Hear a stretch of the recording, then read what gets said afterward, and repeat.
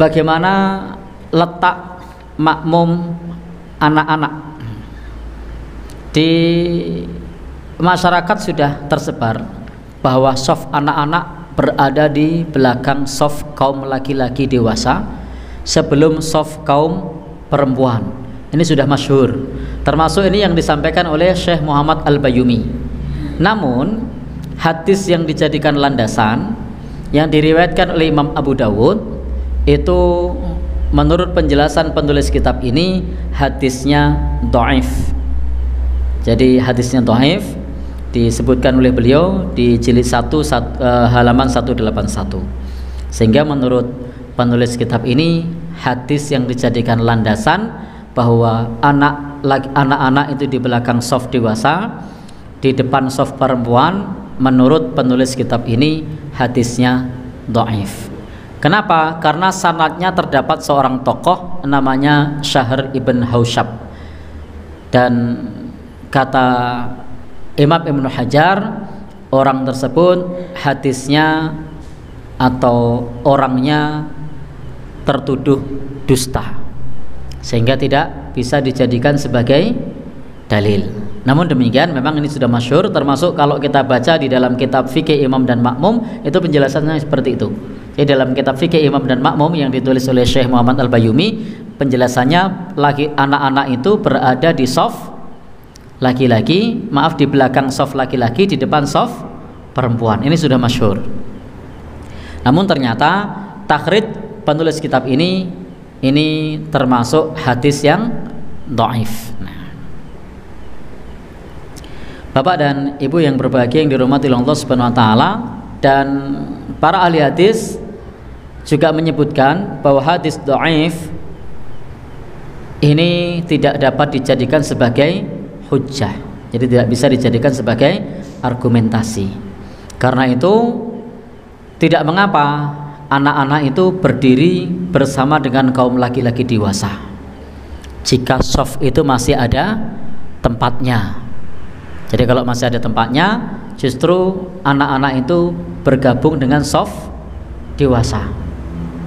Kepada siapa? Di mana? Di sebelah walinya. Wali itu yang ngajak, yang bawa. Untuk apa? Untuk bisa dipegangi kalau lari, untuk bisa dicekeli, untuk bisa digendong, itu berada di sebelah walinya. Karena anak-anak itu kalau disatukan dengan anak-anak seolah-olah mendapatkan angin untuk rami. Maka justru anak-anak itu diletakkan di shaf dewasa, sehingga ada yang mengingatkan, ada yang menegur. Dia pun mau ganggu, risih. Masa dia mau ganggu bapak-bapak gitu kan, jenggotnya ditarik, kemungkinan kecil. Tapi kalau sesama anak-anak, maka anak-anak ini ganggu temennya, sarungnya ditarik, pas sujud didupak. Dulu anak-anak kecil seperti itu, waktu kita kecil juga sama kan. Tapi beda kalau kemudian sejajar dengan shaf dewasa, itu bisa dikondisikan. Bahkan bapaknya boleh pada saat sholat diletakkan di sebelah kirinya sambil pegangi. Mau lari boleh enggak? Boleh, dikondisikan. Ini mau jadi jegal loh, arep lari kakinya seladang gedek jatuh. Jadi dipegangi boleh. Itu tanggung jawab walinya yang mengajak. Baik Bapak Ibu yang berbahagia yang dirahmati Allah Subhanahu wa taala, dan salat anak yatim bersama sahabat Anas, semoga Allah Subhanahu wa taala meridhoinya, di belakang Nabi Shallallahu alaihi wasallam adalah dalil. Karena saat itu sahabat Anas bersama dengan anak-anak sejajar. Nabi jadi imam dan anak-anak ini sejajar dengan sahabat Anas. Dan sahabat Anas ini dewasa apa anak-anak? Nah, ya. Baik.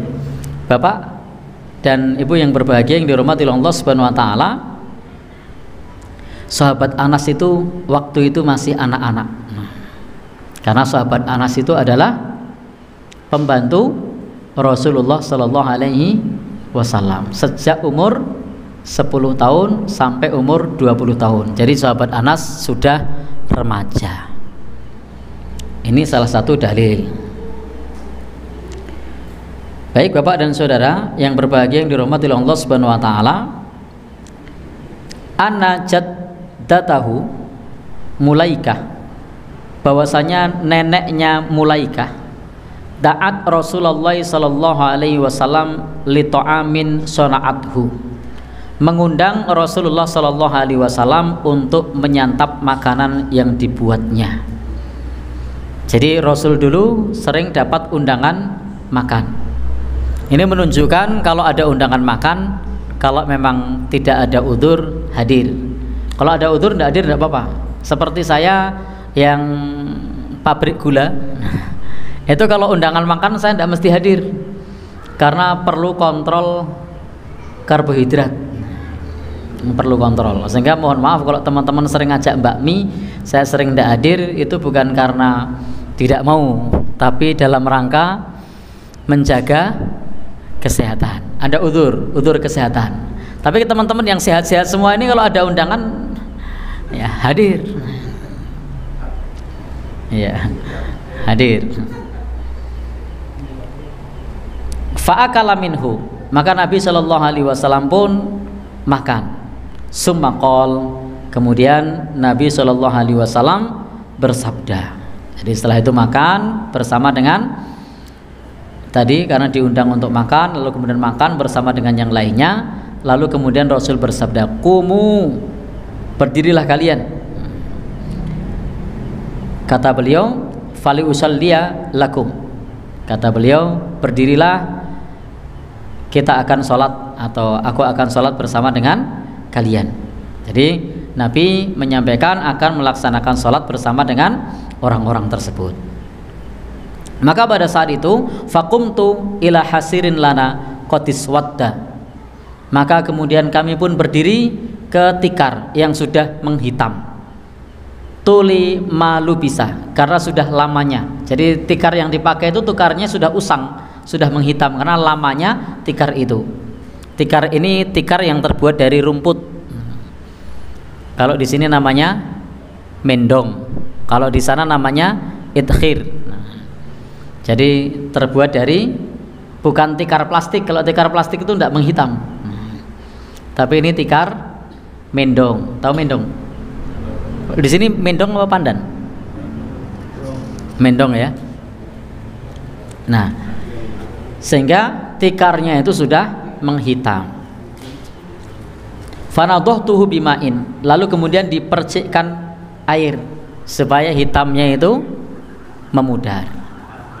Faqama Rasulullah, maka Rasulullah sallallahu alaihi wasallam pun bangkit. Fasafaftu wal yatimu wara'ahu wal ajuzu min wara'ina, fasalla lana Rasulullah sallallahu alaihi wasallam rak'ataini. Maka saat itu ketika tikarnya sudah dibersihkan, Rasulullah sallallahu alaihi wasallam berdiri dan sahabat Anas bersama dengan anak-anak yatim di belakang beliau. Jadi sahabat Anas bersama dengan anak-anak yatim di belakang beliau, sementara para perempuan di belakangnya. Dan Rasulullah Shallallahu alaihi wasallam melaksanakan sholat 2 rakaat. Kemudian beliau pergi. Ini hadis yang menjelaskan kepada kita tidak mengapa seorang remaja berarti didampingkan dengan anak-anak. Dan Anas ini sudah balik ya. Baik Bapak dan Saudara, menunjukkan bolehnya soft itu antara orang dewasa dengan anak-anak dicampur menjadi satu. Seandainya anak-anak itu memiliki soft sendiri sebagaimana kaum perempuan, niscaya sahabat Anas saat itu membuat soft sendiri, karena sahabat Anas sudah balik, sudah menginjak usia dewasa. Tetapi ternyata sahabat Anas berdiri sejajar dengan anak-anak yatim, kemudian baru perempuan.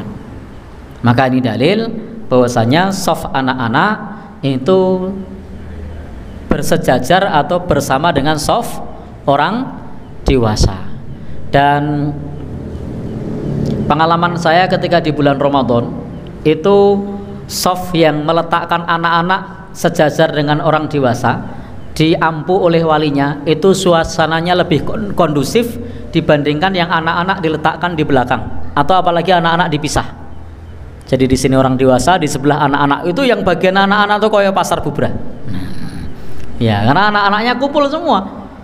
Jadi bapak-bapak di depan, anak-anaknya di tengah. Tengah itu masya Allah, wes suaranya rakaruan. Tapi kalau yang anak-anaknya ini diapit oleh orang dewasa, itu jauh lebih tenang, lebih kondusif. Itu saya mengamati ketika di bulan Ramadan. Enggak tahu kalau di sini gimana, karena saya di sini jarang melihat anak-anak meskipun di bulan Ramadan. Jadi anak-anaknya tidak terlalu banyak. Gimana? Baik, Bapak dan saudara yang berbahagia, yang dirahmati Allah Subhanahu wa taala, kalau yang anak-anaknya banyak itu terasa. Kalau di sini anak-anaknya tidak terlalu banyak dan anak-anaknya berbaur dengan yang dewasa. Saya lihat di sini tidak ada tempat khusus. Kalau tempat khusus mungkin ya nampak, atau pas Jumatan di sebelah ini mungkin nampak ramai. Tapi kalau di apit yang dewasa itu lebih bisa dikondisikan.